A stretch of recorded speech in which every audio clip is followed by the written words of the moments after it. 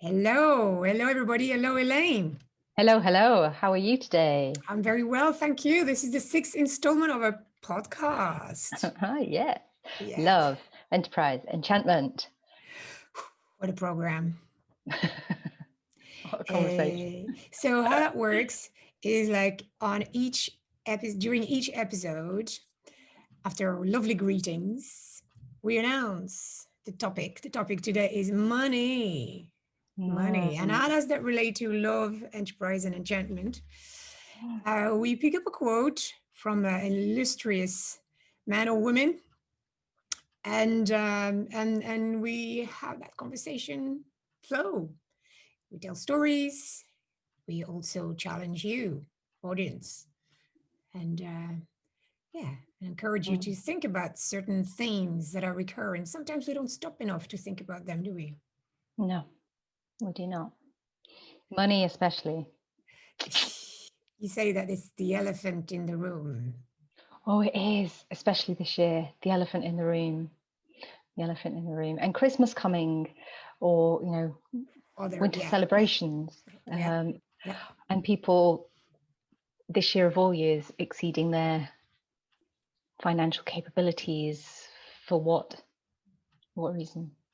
And the ones who didn't have capabilities at all are Mm-hmm. saying their situation deepening, and yeah, into Yeah. not nice, very not nice situations. So the audience generally on this podcast are people who are interested in social enterprise ecosystems. So don't be surprised if we refer to that ecosystems. There are social entrepreneurs, are people who use economic mechanism, enterprise mechanism to do good or um, to prevent bad things, to um, to engage people, to assemble people, to convene people.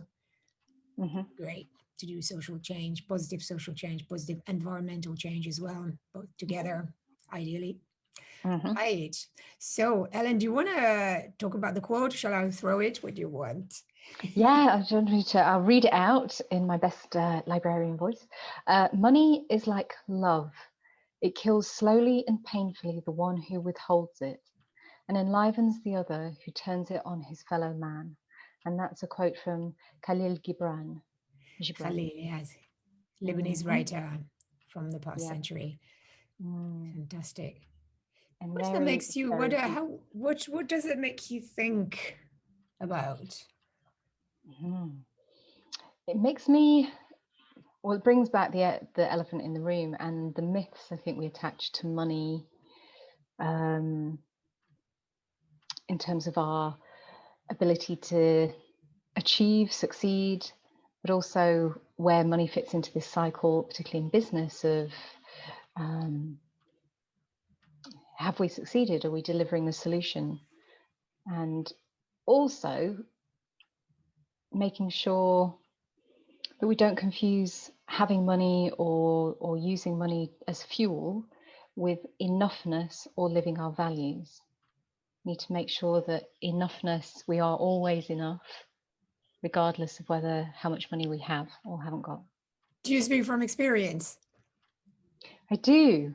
I Tell do. me a story. Tell me a story. I got loads of that. Loads of that. Ooh. Um, Go for it, Ellie. an interesting, well, it, it's been very interesting for me where I live in the Which is mountains in in Switzerland. Switzerland. The mountains. I have a very expensive ski resort at the top of the mountain, Yeah. and I don't go there very often. And what is interesting for me is the super rich arrive in this place through the summer, through the winter, and they arrive in their helicopters and in their big cars. And I've seen the worst of hedonistic behaviors up there, and entitlement, a huge sense of entitlement. But the differentiator is, well, I'm richer than you, therefore I should be at the front of the queue. And that's how they are with each other. And so it's very interesting because it's a bit like the Emperor's New Clothes. They all arrive in the resort all at the same time. So there's, I don't know, 25, 30,000 super rich people all queuing in the same queues and all. Sounds like my supermarket. Yeah, it's like a supermarket Horrible. checkout, and it's Or really reaching out for toilet paper at the same time. yeah, or like, and it is that because there's a frustration within them of, but I'm richer and therefore I get to go first. And the irony is they're all like ants in the same place at the same time. And yet a week later, when school holidays are finished and they all go home, I'll get the whole place to myself.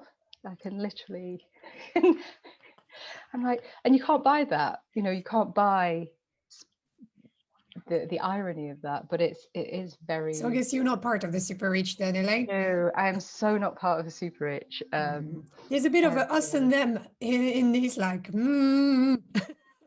Yeah, but it actually really challenged me when I came here. It really because I've You had come from the UK, yeah? Come from the UK, and these are international super rich. They don't come. They know no frontier. No, and but it really challenged me, and it really played into something which we both see in our work, which is Changemaker Guilt, because I couldn't reconcile. I found it very difficult to reconcile what I was seeing, which was if you have that enormous wealth, that just seems to lead to those behaviors and those attitudes and that separation, these ivory towers where you're behaving very badly. And I know that's a huge generalization, but what I was seeing versus, okay, when you do good for the world, therefore, what are you doing with your money, and how are you connected to real life and real people and real problems?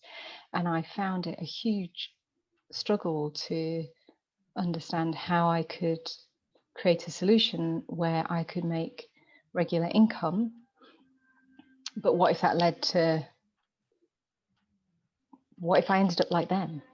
And that, I think that's a real tension. I found it incredibly difficult to try and figure out, and then perpetuated a myth within myself, which was, if I have money, I'll lose my values and I will behave like that, versus that reconciliation of, you can have money and you could have great wealth. What do you do with it? It's what you choose to do. So you can argue, you can argue that the other people going to that ski resort also participate in that local economy. So they make money circulate. Yes, yeah. But that's another funny thing, though. They always want a discount. Yeah. Why not? Really, it's like literally money coming out of their noses, and they're like, "But I want 10% off." And no, I'm not going to pay. Principle. That's it. That's a principle. Wow. Yeah. Really interesting. And I've had people not want, some super rich wanting some coaching, and I've said a price that I charge everyone. I haven't marked the price up for them, and they're like, "Oh, no, I can't afford that." I'm like, but you'll go out and spend 20 times that on a piece of kit, and it's where you place value. Maybe it's money versus value versus enoughness. Okay. Perhaps.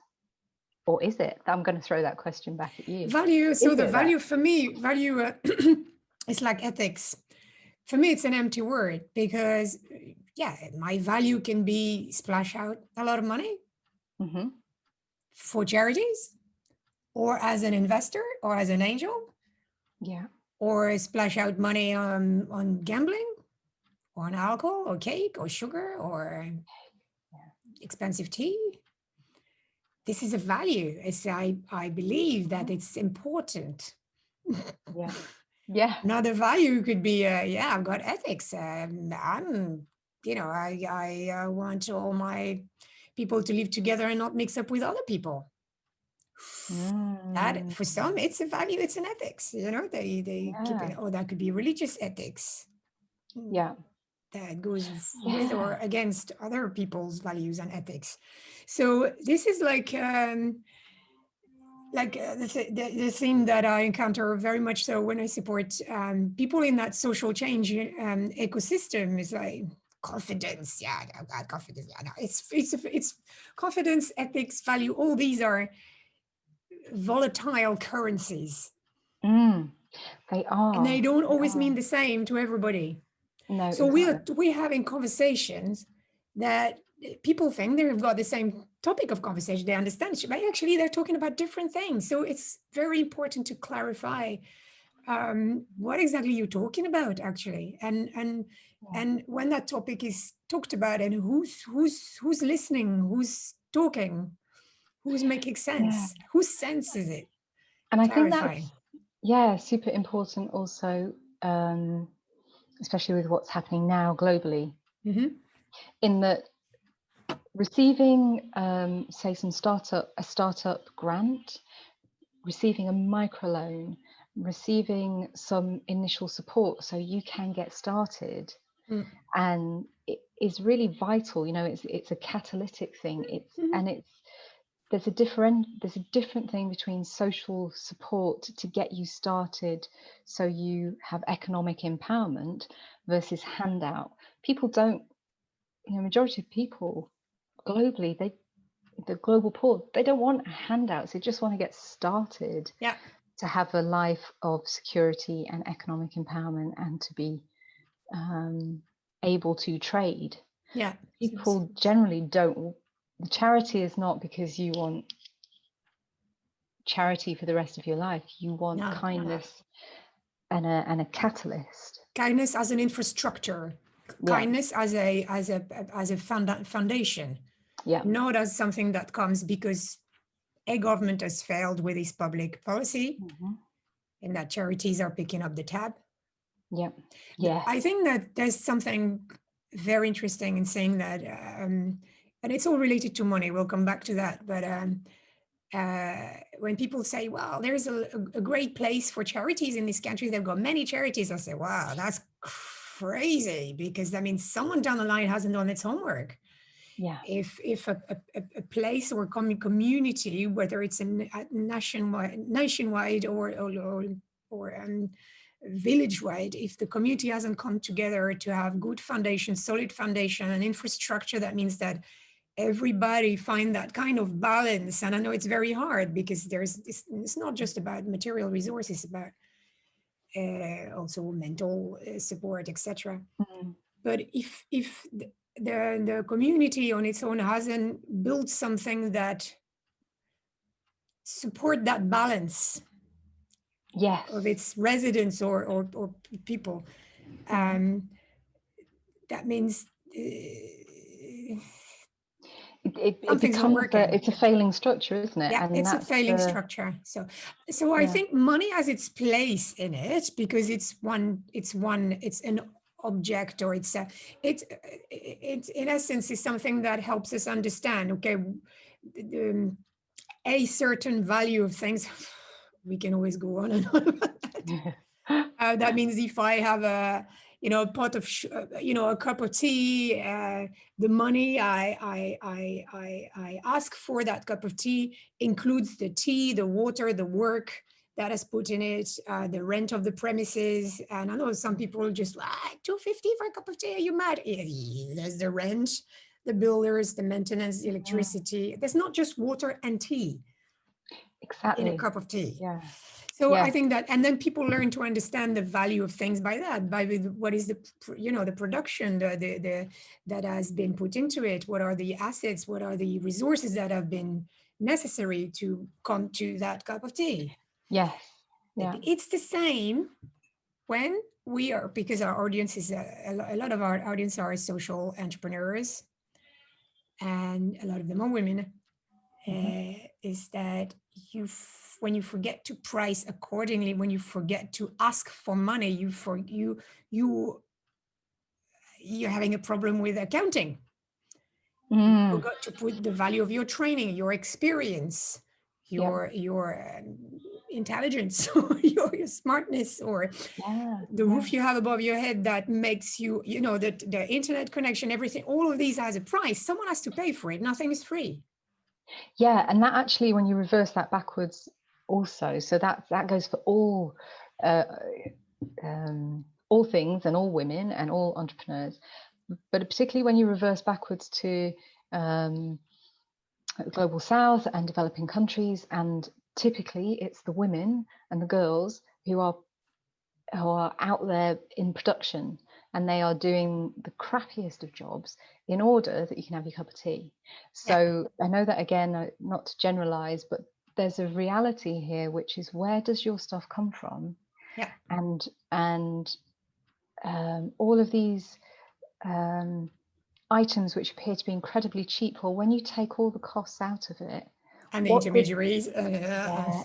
what did that person get who started the chain?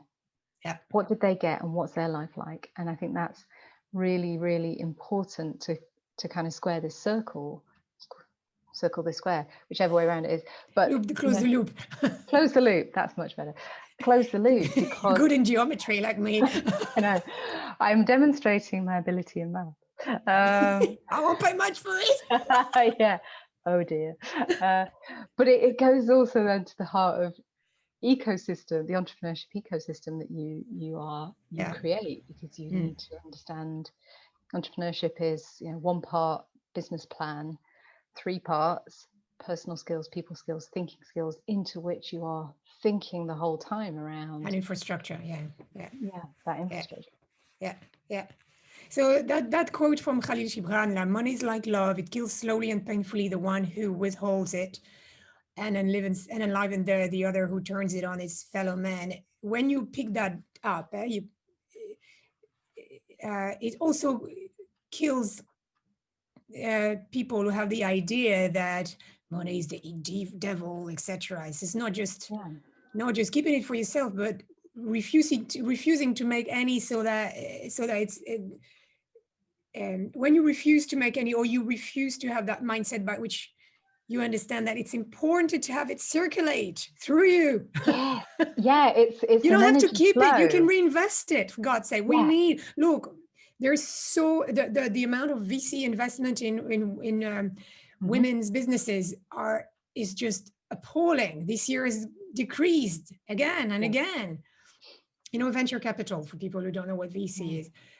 So the big investors. That sort of things. You can always, you can invest in others. You can invest in, if you have that little pot and you really want to be generous, there's always a way to have this, to invest in others. There are crowdfunding platforms. There are platforms that solely focused on women. For instance, I'm part of SheEO. SheEO is a platform that supports, that lends money of 0 interest for 5 years, lend money to women who are building businesses that take care of the world's to-do list. So they're not necessarily social entrepreneurs or just B Corps. It's a really wide definition that this has to have an impact. And the activators are people who are who can afford, of course, to put £850 or something like, or $900, I can't remember, a year in a pot that will be revolving, because the women will benefit from, some businesses will be voted in and will benefit from a 0 interest loan, which they have to repay.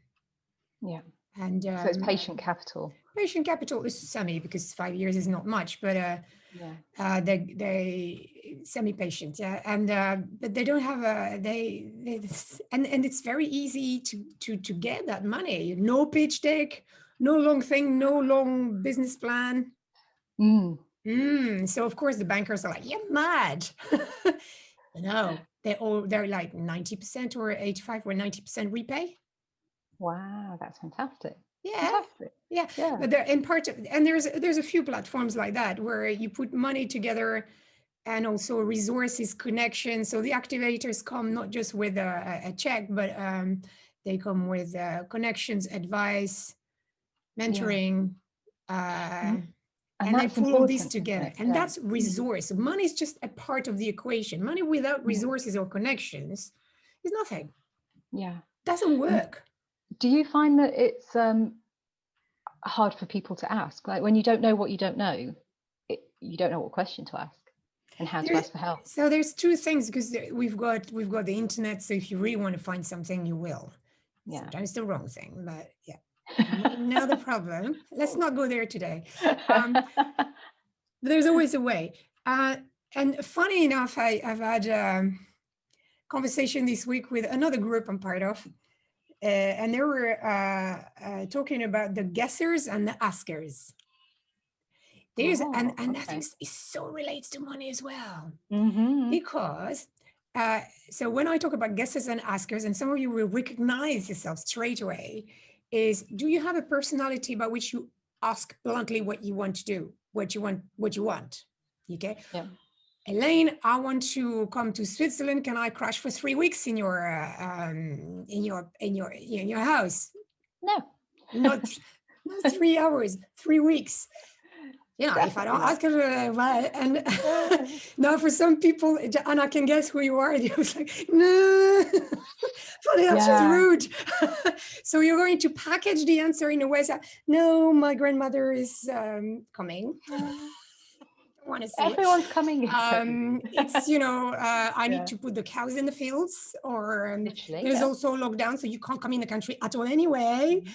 Whereas Yeah. you could also, so the askers are also people who say no quite quickly, Yeah. and the guessers are people who package their ask and their package their answers very much so as well, because for different reasons they don't want to trouble you, or they haven't been raised in an environment where it was culturally acceptable to say, do you want to And marry me? actually, Yes or no? Whoa, let's flirt first. oh, yeah, So, I tried that. It and doesn't I can work. see Yeah. it makes you physically like, whoa. So I'm a guesser as well. I'm a guesser. And my partner Yeah. is an asker, actually. And generally you can sense that because they say, why don't you just ask? Well, Yes. Yeah. But so how do you have yeah. that, the guesser and asker profile? And we can fluctuate there. Maybe in times of Mm, stress and pressure, I become a very good asker. I do not package or decorate yeah. anything, but it's in times of pressure. It's like my Myers-Briggs tells me that as well. you know Yes. Normally I'm a Yeah. supporter, but in times of pressure I'm very dictatorial. That's fine, we Not all have a dictatorial. shadow. Direct. we Direct. we have a shadow self. No, it's like there are rules, and but Yeah. fortunately I'm not too much under pressure or stress, so that's great. But I think When that that's really it's so important, because the knowing how to ask, or to ask an open question is different. That's asking an open question is empowering. It's not guessing. So there's guessing is just sort of walking around in a loop of not asking anything, in fact. And it's really important because when we get to money, there's so much shame attached to money, to exactly, not having money, to not knowing how to ask for what you need. And so yeah, the starting point of saying, I'm trying to navigate, I've started this thing, I want to trade, I want it to be sustainable. I probably need to take another look repeatedly at my value proposition of who my customers are and what they want to pay. And I've got to go and ask them, but I'm so ashamed that I haven't got the perfect solution. I don't know what to ask my potential customers. And I also don't know what to ask this ecosystem when it's using all these fancy words about investment and grants and loans. And like, I just want to sell something. And that's really difficult to navigate. That I think that's really important to say. It's hard to yeah. navigate. And What would you yeah, say what would be the very first question what would be the one or two starting points? I think it's about breaking it down. For instance, when you have done the homework and knowing what your product as a service is, that's already a long route. And then Mm, you are going to sit down with a large piece of paper, break down what costs are involved into doing and delivering all of this. Actually, put a price tag on everything. yeah. You haven't even sold anything, but you just need to put a price tag on everything. Your time, put also your value, your worth, and what the training you have to learn to undergo to get to that point, etc., etc. Because when you come to an investor, whatever they are. They can be, concessionary. They could be a donors, crowdfunded, from crowdfunded platforms and individuals, blah, blah, blah. They are all relevant, but they all come at a certain point or for a certain purpose. They all have different remits. They all have different purpose. They all have boundaries. And maybe you don't end up in bed with them, as in, you don't do business with them. Yeah. Jesus. So it's not about getting a no. It's not about, I think the more shame you have, the shame you have or that vulnerability you feel will decrease the more you understand what purpose these financial products have. And a customer is also an investor.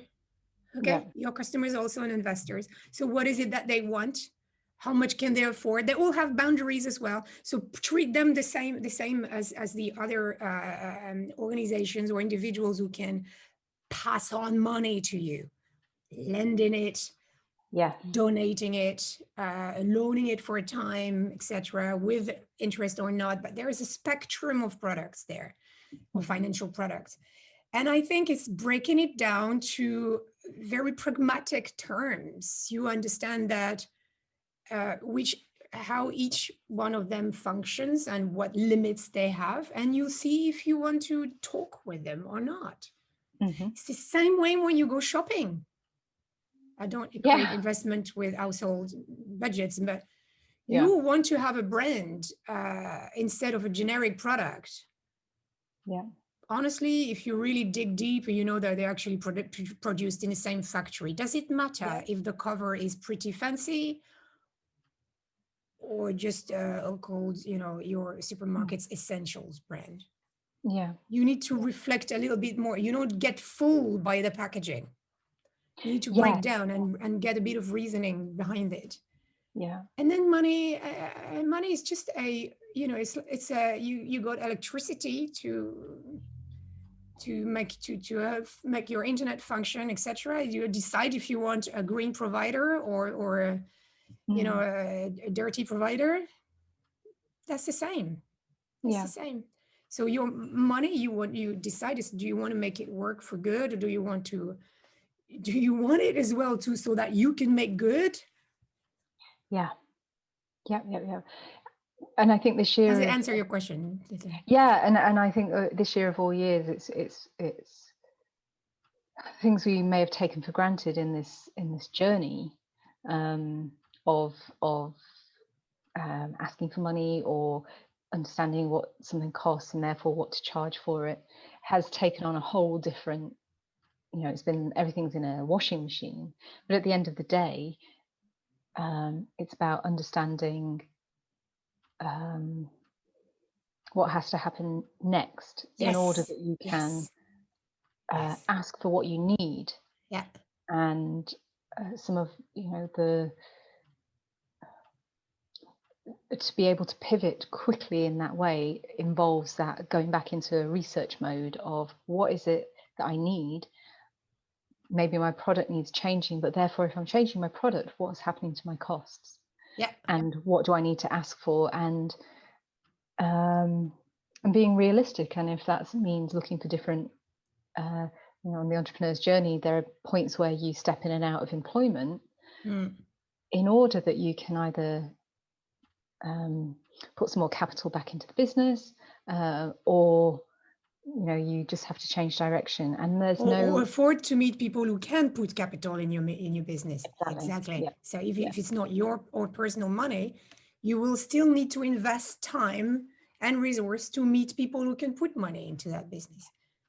And how much does that cost to travel? And the loop is run. So your personal life is also part of the costing. And that's what the problem is with many women who work in that social economy is, first, they're not taken seriously money-wise, which for a lot of them makes them ending up not believing in themselves around money questions. Absolutely. Some are changing and it's great. But we need to change the whole conversation about that. And it's that basic transaction of to get economic empowerment, you have to trade. You're trading. You're not a charity. You're not You're not giving. the object that people pay for. Yes. You're You're not the producing a product or a service. There's the stigma of women asking for money because we equate that with ancestral, legends that women asking for money is not good, is it? Yeah. No, it's just when you accept that, you're just reducing yourself to a childhood position. Yes. You're not taken as an adult. Yeah. You need to consider yourself as an adult. Yes. Yeah. So you don't operate money with your genitals, so it has nothing to do with that. Okay, so you can talk about money, you can make money, you can circulate money, you can make good with money. Yeah, exactly. So what would be the call to action this week? Yeah, I'll ask for the entrepreneurs in the audience is to reevaluate all your costs and decide if that charity or that social business that you are leading is actually putting you into a corner and create more poverty for yourself. Yeah. Than actually making good. Yeah. Yeah. And if it does, you need to, reevaluate your ask. Test your question with mates, friends, peers, or mentors if you bug yourself one, someone who has got no emotional link with you as well, that helps. Reevaluate your ask and just put this on paper. Yeah. And you'll feel those emotions get triggered of shame and fear and judgment, and then just know that that's going to happen, and then park them. It's a 90-second. So for those of you who are looking for a job, yeah, is to be very clear about your bullet points, what you want, etc. And if you claim that you want a certain amount of money, you know why. Maybe it's not just because it feels good to have, we've got 20K, 80K, 100, whatever your goal is. You have done your calculation. It means how much you need if you are hit a stage when you're on 50-year-old, for instance. You are going to hit retirement age, and depending on the place you are, there might or might not be some pensions provision. The state, things go very fast. You see in our current context that the kitty is empty, so pension funds, insurance, health system are going to pay the brunt. So all these kind of safety nets will not be there for a while in some countries, if they existed before. So you have to do your accounting, your future accounting now. That means the money or the positions you're looking for need to take into account what you need to spend or your costs in the future. Yes, absolutely. Yeah, projecting out. Yeah, I think that's it. Is reevaluate the costs. And you don't need to be you don't need to be so very skilled at math to do that. Just there are calculators everywhere online if you want to. But take into account your private life, how much you need, how much you evaluate, monitor your outgoings as well as you go now. Just test that for 3 months, see how much you spend.